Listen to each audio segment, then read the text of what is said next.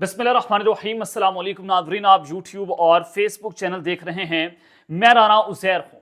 नाज़रीन, पिंडी एहतजाज के बाद सूरत हाल बहुत कशीदा है। इमरान खान बहुत गुस्से में नज़र आ रहे हैं। उन्होंने चूंकि जाने तो इस्टेब्लिशमेंट से मुज़ाकरात के तमाम दरवाजे, तमाम खिड़कियाँ, तमाम रोशनदान बंद कर दिए हैं और वो एक ही बात कर रहे हैं कि अब मज़ामती तहरीकें शुरू होंगी।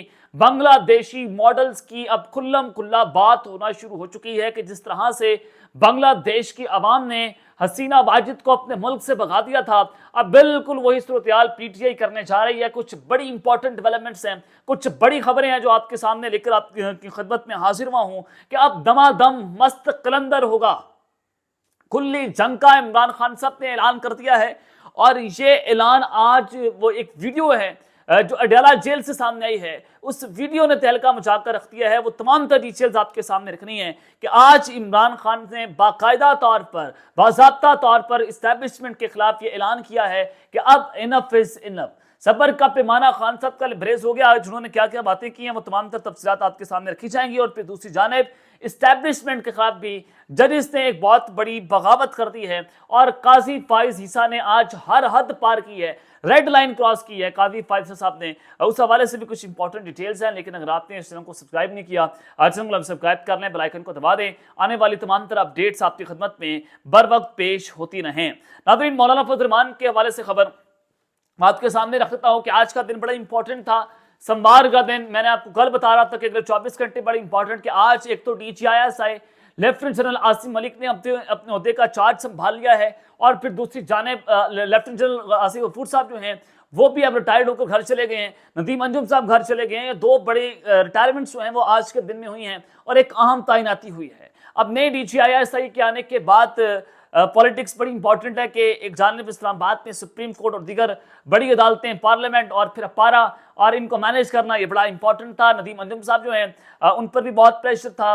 और फिर ये जो आर्टिकल 63A का कानून है, आज उसकी एक बहुत अहम तरीन समात कि जिसमें जस्टिस मुनीब अख्तर साहब के हवाले से मैं आपको बहुत पहले बता रहा था कि जस्टिस मुनीब अख्तर जो हैं वो इस बेंच से अलग हो जाएंगे, बेंच टूट जाएगा, काजी अपनी मर्जी का बेंच बनाएगा और फिर काजी साहब जो हैं वो 63A के कानून को कलअदम करार देकर आईनी तरमीम बिल की वारदात जो है वो डाली जाएगी। यूं मौलाना फजल रहमान साहब को भी इररेलेवेंट किया जाएगा कि अब अपनी मर्जी से MNA को खरीदा जाए, मारा जाए, पीटा जाए और फ्लोर क्रॉस करवाकर आईनी तरमीमी पैकेज जो है उसको मंजूर करवाया जाए। तो आज एक बड़ी अहम राब्ता हुआ है पाकिस्तान तहरीक इंसाफ और मौलाना फजल रहमान साहब की जमात का कि आज चेयरमैन बैरिस्टर गौहर ने मौलाना फजल रहमान से टेलीफोनिक राब्ता किया। बैरिस्टर गौहर ने मौलाना फजल रहमान को 5 साल के लिए पार्टी का अमीर मुंतखब होने पर मुबारकबाद दी और उनके लिए नेक ख्वाहिशात का इजहार किया और दोनों रहनुमाओं ने मुल्क की सियासी सूरत हाल और पार्लिमानी अमूर पर तबादला ख्याल किया है। बैरिस्टर गौहर और मौलाना फजल रहमान के दरमियान मुजव्वज़ा आईनी तरमीम समेत दीगर अहम अमूर पर भी गुफ्तगू की गई और इस दौरान बैरिस्टर गौहर ने मौलाना अब्दुल गफूर हैदरी को भी सेक्रेटरी जनरल मुंतखब होने पर मुबारकबाद दी और बैरिस्टर गौहर ने कहा कि मौलाना फजल रहमान के साथ मुस्तकबिल में इत्तेहाद कायम रखा जाएगा और मिलकर तमाम इश्यूज पर मुश्तरका तौर पर अमल भी बनाया जाएगा। तो ये एक बड़ी अहम स्टेटमेंट है। कल रात भी मौलाना फजल रहमान साहब ने कहा कि जाली पार्लियामेंट कोई आईनी तरमीमी पैकेज जो है मंजूर नहीं करवा सकती, इनके पास ये इख्तियार नहीं है, इनके पास ये जो है वो ये इखलाकी जुर्रत नहीं है और ना दो ताही है।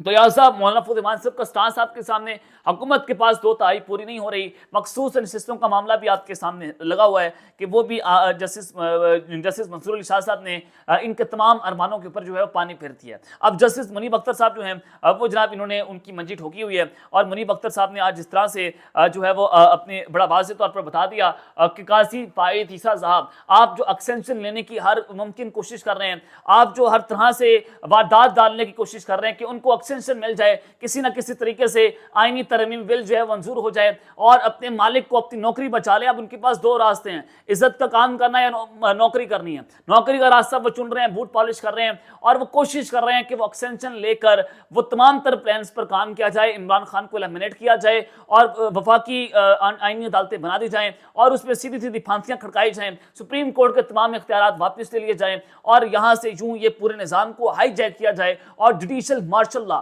और कल भी आपने देखा कि 317 वकला ने मुल्क भर के जनाब उन्होंने हाई कोर्ट से सुप्रीम कोर्ट के जजेस को खत लिखा कि जो वफाकी आईनी अदालत का जज बनेगा वो PCO के तहत हल्फ उठाएगा और वो PCO जज कहलवाएगा। अब ये एक सूरत हाल है।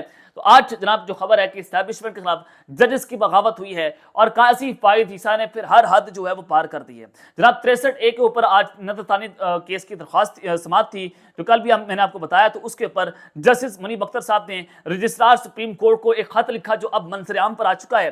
انہوں نے اپنے خط میں لکھا کہ 63A نظر ثانی کیس آج 5 رکنی لارجر بینچ کے سامنے سماعت کے لیے مقرر کیا گیا۔ 5 رکنی لارجر بینچ 23 سپٹمبر کی ججز کمیٹی میں ترمیمی آرڈیننس کے تحت تشکیل دیا گیا اور ترمیمی آرڈیننس کے تحت بینچز کی تشکیل پر سینئر جج نے خط میں آئینی سوالات اٹھائے ہیں۔ جسٹس منیب نے خط میں کہا کہ چیف جسٹس قاضی فائزہ نے جواب میں سینئر جج کو خط لکھا مگر انہوں نے اپنے خط میں آئینی سوالات کا جواب نہیں دیا۔ افسوس کی بات ہے کہ چیف جسٹس کے خط پر ایک میم چلی اور سینئر جج نے اپنے خط میں مزید کہا کہ کمیٹی کی گزشتہ میٹنگ میں چیف جسٹس نے سینئر جج کی سربراہی میں بینچ میں کی رائے دی اور چیف جسٹس اب بینچ کے سربراہ کیوں بنے؟ وجوہات سامنے نہیں آئی۔ لارجر بینچ میں ایڈ ہاک جج جسٹس مظہر عالم میاں خیل کو شامل کیا گیا۔ جسٹس منیب نے خط میں ذکر کیا کہ 19 جولائی کی ججز کمیٹی میں ایڈ ہاک ججز کی امور طے کر لیے تھے۔ یہ درست ہے کہ جسٹس مظہر عالم میاں خیل فیصلہ دینے والے بینچ کا حصہ تھے، لیکن جسٹس مظہر عالم میاں خیل بینچ میں کی شمولیت آرٹیکل 182 یعنی کہ 182 کے خلاف ورزی ہے اور یوں قاضی صاحب نے اس ایڈ ہاک جج کو اس کے اندر کیوں شامل کیا ہے؟ جسٹس منیب نے خط میں کہا کہ موجودہ حالات میں 63A نظر ثانی کیس کی سماعت کے بینچ میں شمولیت سے معذرت کرتا ہوں اور میری معذرت کو کیس سننے سے انکار نہ سمجھا جائے۔ عدم دستیابی کے باعث بینچ میں شریک نہیں ہو سکتا۔